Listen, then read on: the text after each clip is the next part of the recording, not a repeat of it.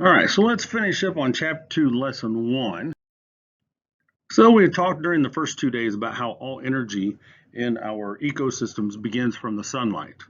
The producers will change the sunlight into glucose, which is a usable energy. Herbivores will come along, or omnivores will come along, and they will eat those different plants and change it into what we call ATP, which is the usable energy inside of an animal. And then we also have the other consumer, which is a carnivore, and they will only eat meat. So they'll eat an herbivore, they may eat an omnivore, depending on what the object is that they're looking for. But all three of those groups are in consumers. Well, we need to talk then about that energy and how that energy flows. So the first concept that we start. So let's look at chains and how they work and how they're connected. So chains are made up of a link that's connected to a link that's connected to a link that's connected to a link, right? Makes sense. So when we talk about an energy chain, then we're talking about one organism that's connected to the next organism that's connected to the next organism. And so we generally start with the sun that goes to a producer, and then the producer is eaten by, let's say, an herbivore, and then the herbivore is eaten by a carnivore, and that process just continues. And we look at the straight line of how things happen, right? So in our book, we have an example of a very brief food chain. You have the plant, the producer, who gives food or energy to the grasshopper. The grasshopper then gives its energy to the fox. So as I said on the last video and in class, the arrow, the head of the arrow, the notch of the arrow starts where the energy is. The arrow head is pointing to where the energy is going to. So as we look at this process, then we understand that the food or the energy chain is all connected, but it starts with the sun, right? So we have that nuclear, excuse me, fusion that's happening in the sun, giving us the light energy, and the light energy is given to the plants, and the plants change it into, through photosynthesis, into the glucose. And then that glucose is used by the grasshopper, and then the grasshopper's energy, known as ATP, is given to the fox, and that energy is directly connected. We have a different type of food chain here, but I can see that one goes right after the other. There aren't any type of crisscrosses, mixtures. So where the energy starts is how the energy flows. Once again, we start with the sun. It gives the energy to the producer, which is the grass here, right? And then the grasshopper eats the grass.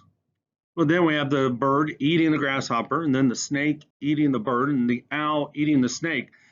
And then what it's showing you is that eventually that owl's going to die. And when that owl dies, then it's going to decompose.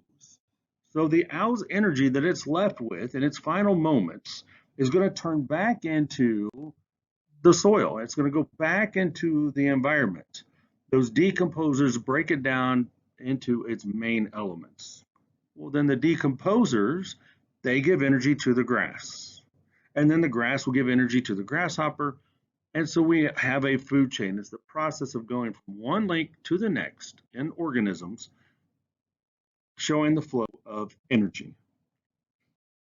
So when we look at the arrow, once again, we're talking about the arrow is going to give to. So the notch of the arrow is what has the energy. It's holding the energy.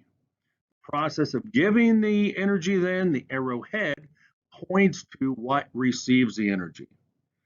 Once again, that's going to be on your standardized test, and it just kind of, is disheartening when my students put their arrows in backwards, right? I've had students in the past that they have the sun as the very last thing that the arrow points to. So they're saying that basically the sun eats everything on the earth. No, it's just the opposite. The first arrow should go from the sun, giving its energy to the producer, so on and so forth. So as we're going through this process, then after the producer, we're saying that in the arrow that the grasshopper eats the grass, the bird eats the grasshopper, the snake eats the bird, so on and so forth. The very first thing that eats the grass, the very first consumer that comes after the producer, is what we call a primary consumer. It's the first one. Secondary is anything that eats a primary consumer. So we go from the grass, the first thing that eats it is always the primary. The second thing in that food chain is always a secondary. And then notice the word underneath the snake. That's tertiary, and tertiary just means third. When I go to the apex, well, apex is a math term. It's also a scientific or science term and a social studies term. Because when we look at mountains or we look at in social studies the pyramids of Giza, then the apex is the very top point of an item. The top of the mountain is an apex, the top of the pyramid is an apex. When we're talking about our food chains, then that is our apex as well. With that concept of energy going from one object to the next, all connected in a straight link, then we go into the idea of a food web. And a food web, if you look at this web, there's a lot of different directions in which an organism can travel down.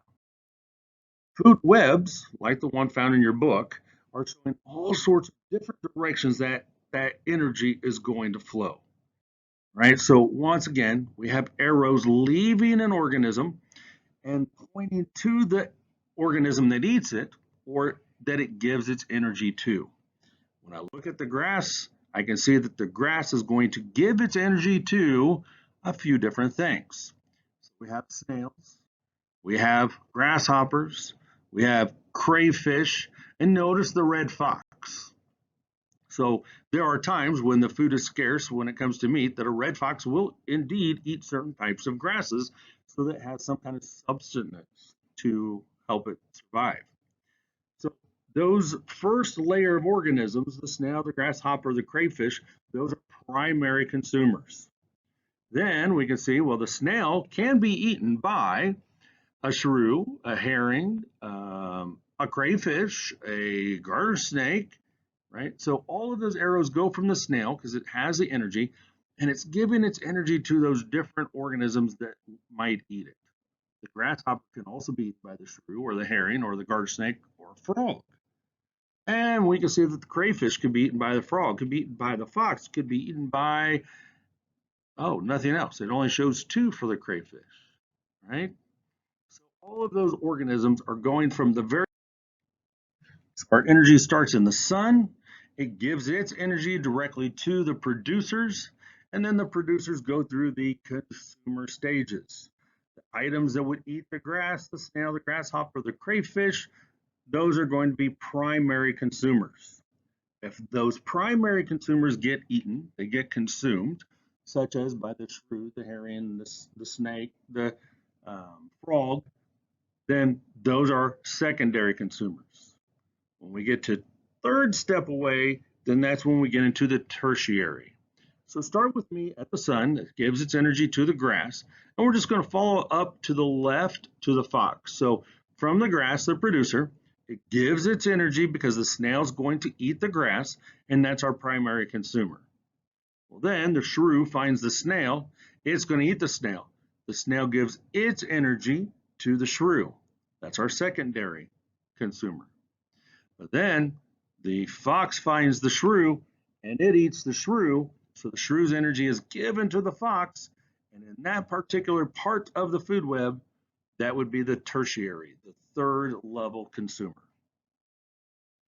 When we look at everything that dies, then we would add arrows because then the pattern of energy continues on. Everything dies. It doesn't matter if it's a plant, it doesn't matter if it's an animal. And that's when the energy is given then to the decomposers. Right? So the decomposers is that last stage where they start to break down all of the different biotic material that is left over. The last concept that we have is on page 48 where it talks about an energy pyramid.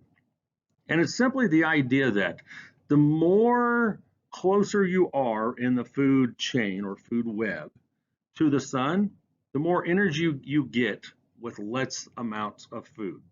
So when I look at the grass, the plants, the berries are all going to have more energy stored within inside of them because they directly change the sunlight into glucose, workable energy.